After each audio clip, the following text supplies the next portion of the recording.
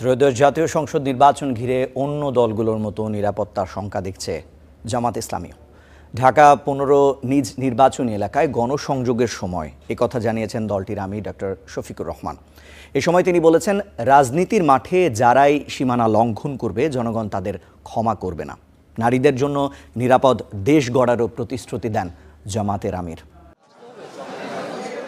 বুধবার বিকেলে রাজধানীর মিরপুরে মণিপুর হাইস্কুলে নারী সমাবেশ আয়োজন করে জামাতের নারী বিভাগ, আর এতে প্রধান অতিথি হিসেবে যোগ দেন দলটির আমির ডাক্তার শফিকুর রহমান। দেশের বিভিন্ন স্থানে নারীদের উপর হামলার প্রতিবাদ জানিয়ে জামাত আমির বলেন, চোখ রাঙিয়ে মা বোনদের থামানো যাবে না। যারা মায়ের গায়ে হাত বাড়িয়েছেন, অপমান করেছেন, তোমরা ক্ষমা চাও, তওবা করো, আল্লাহ তোমাদেরকে মাফ করে দেবেন। কিন্তু পরিষ্কার বলে দিচ্ছি, আমাদের জীবনের চাইতে আমাদের মায়েদের ইজ্জতের মূল্য আমাদের কাছে অনেক বেশি। আর যদি কেউ হাত বাড়ানোর চেষ্টা করে, ইনশাআল্লাহ আমরা গালে হাত দিয়ে বসে থাকবো না। ক্ষমতায় গেলে নারীর উন্নয়নে নানা প্রতিশ্রুতি দেন ডাক্তার শফিকুর রহমান। পুরুষদের মতো নারীরাও কর্মক্ষেত্রে সমান অবদান রাখবেন। সম্মান এবং নিরাপত্তার সাথে আমরা তার যে কোনো মূল্যে নিশ্চিত করবো ইনশাআল্লাহ। চলাচলের জন্য বড় শহরগুলোতে আলাদা বাস সার্ভিস থাকবে, পিক আওয়ারে তাদের জন্য আলাদা গাড়ি থাকবে। এর আগে সকালে নিজ নির্বাচনী এলাকা ঢাকা ১৫ আসনে প্রচার প্রচারণা চালান জামাত আমির। এ সময় নানা শ্রেণী পেশার মানুষের সাথে কথা বলেন তিনি, দেন নতুন বাংলাদেশ গড়ার প্রতিশ্রুতি। আমাদের মধ্যে হারমোনিয়াস রিলেশন থাকুক এবং সেই রিলেশনটা মেনটেন করে সুন্দর নির্বাচনের মাধ্যমে দেশটাকে আমরা একটা শৃঙ্খলার দিকে নিয়ে যাই। আর এখনই যদি আমরা মারামারি করি, বিভিন্ন ধরনের ঝগড়ায় লিপ্ত হই, তাইলে আগামীতে ঐক্যবদ্ধ বাংলাদেশ হবে। জনগণের আকাঙ্ক্ষা তো ঘুরে ঘুরে আমি বছরের পর বছর, মাসের পর মাস ধরে শুনছি। আমি তো এই হঠাৎ করে এই নির্বাচন উপলক্ষে আসি নাই। তো আকাঙ্ক্ষা খুবই উচ্চমানের, আর আমরাও তাদের প্রতি কমিটেড।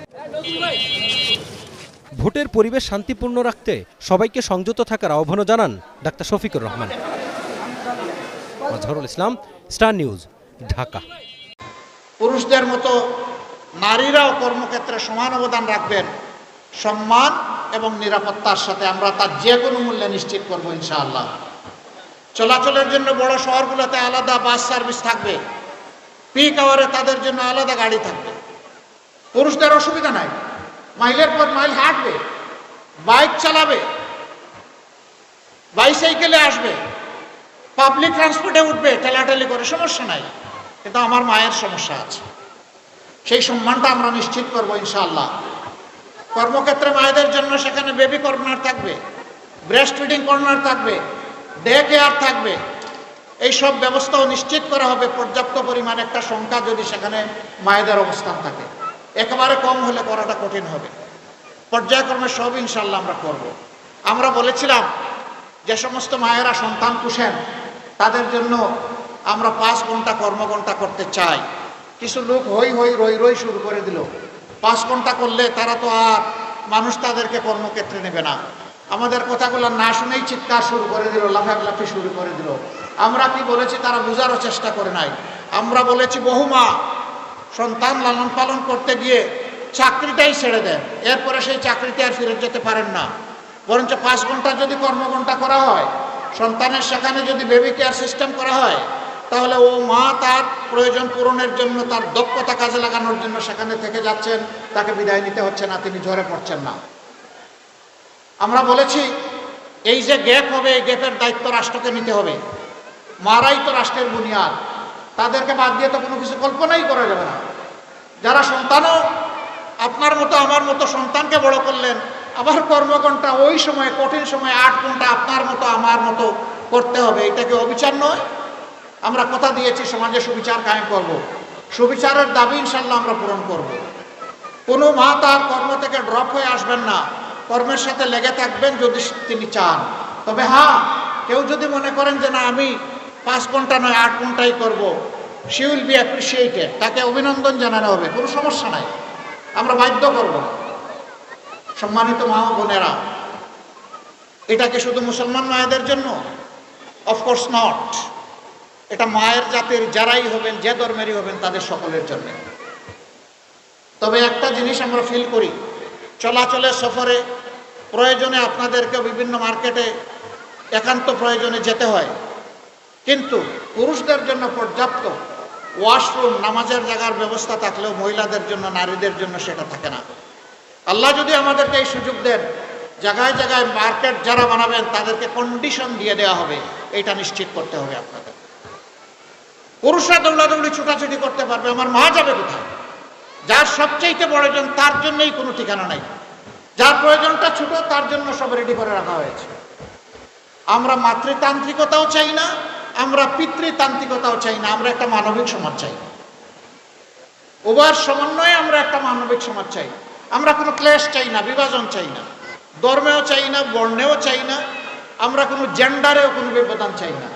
তবে আল্লাহ তাআলা যার জন্য প্রাকৃতিকভাবে যা তৈরি করে দিয়েছেন সেইটাকে নিয়ামত হিসাবে কবুল করে নিয়েই আমাদের শুকরিয়া আদায় করতে হবে। এটাই আমাদের কথা। আপনাদের প্রতি আমাদের অনুরোধ, 12 তারিখে 2টি ভোট, একটা হচ্ছে হা ভোট। হা মানে হচ্ছে বাংলাদেশ জিতে যাওয়া, হা মানে হচ্ছে আজাদি, হা মানে ফেসিবাদ, যন্ত্রণা আর ফিরে না আসা। অতএব ইনশাআল্লাহ আমাদের প্রথম ভোটটি হবে হা। দ্বিতীয় ভোট ন্যায় এবং ইনসাফের বিপক্ষে। পরিষ্কার কথা, দূর অতীতে আমাদের যাওয়ার দরকার নাই। যেদিন থেকে আল্লাহ তাআলা কিছু মুক্তির ব্যবস্থা করে দিলেন, 5ই আগস্ট 24 সাল, সেদিন থেকে কার আমলনামা কেমন, কার দৃষ্টিভঙ্গি, চলাফেরা, কাজকর্ম, আচার আচরণ, কার নীতি পলিসি কেমন, সেইটা আপনাদের সকলের সামনে পরিষ্কার। এখানে যাদেরকে সুনীতির উপর পাবো, যাদের উপর আস্থা রাখতে পারবো, আমার দেশ, আমার মাটি, আমার মা, আমার ভাই, সবার আমানত যারা রক্ষা করতে পারবে, ইনশাআল্লাহ 12 তারিখের ভোট তাদের পক্ষে হবে। আমরা ইনসাফের প্রতীক দাঁড়িপাল্লা দিয়েছি। আমরা ওজন করে সকলের পাওনা তার ঘরে পৌঁছে দিতে চাই। যার যেটা অধিকার, যার যেটা পাওনা, সেইটাই দাঁড়িপাল্লার নিক্তিতে ওজন করে ইনশাআল্লাহ আমরা পৌঁছে দিতে চাই। আল্লাহ যেন আমাদেরকে তৌফিক দান করেন। মায়েরা আসুন, মানবতার বিজয়ের জন্যে, আল্লাহর দ্বীনের বিজয়ের জন্যে, একটি সুষ্ঠু, পরিশীলিত, সভ্য, উন্নয়নমুখী সমাজের জন্য আমরা এগিয়ে যাই। এখানে যুবতীরা যারা আছেন তাদের জন্য আমরা এতটুকু কথা বলতে চাই, আমরা তোমাদের হাতে কোনো বেকার ভাতা তুলে দেব না। আমরা তোমাদের 2টা স্কিল উপহার দেব। একটা হচ্ছে লিঙ্গুইস্টিক স্কিল, ভাষার দক্ষতা, ইংলিশ আরবি, অবভিয়াসলি যার জন্য যেটা প্রযোজ্য। বাংলা তো আমার আছেই। আর দ্বিতীয়টা হচ্ছে হাতকে দক্ষ মানুষ হিসাবে আমরা গড়ে দেব তোমাদের হাতকে। সেই প্রফেশনাল এডুকেশন আমরা দিব ইনশাআল্লাহ, যাতে তোমরা সম্মান এবং মর্যাদার সাথে কাজ নিয়ে তোমরা থাকতে পারো, বেকার ভাতা নিয়ে নয়। আমরা বেকার ভাতাকে মনে করি যুব সমাজকে অপমান করার সামিল।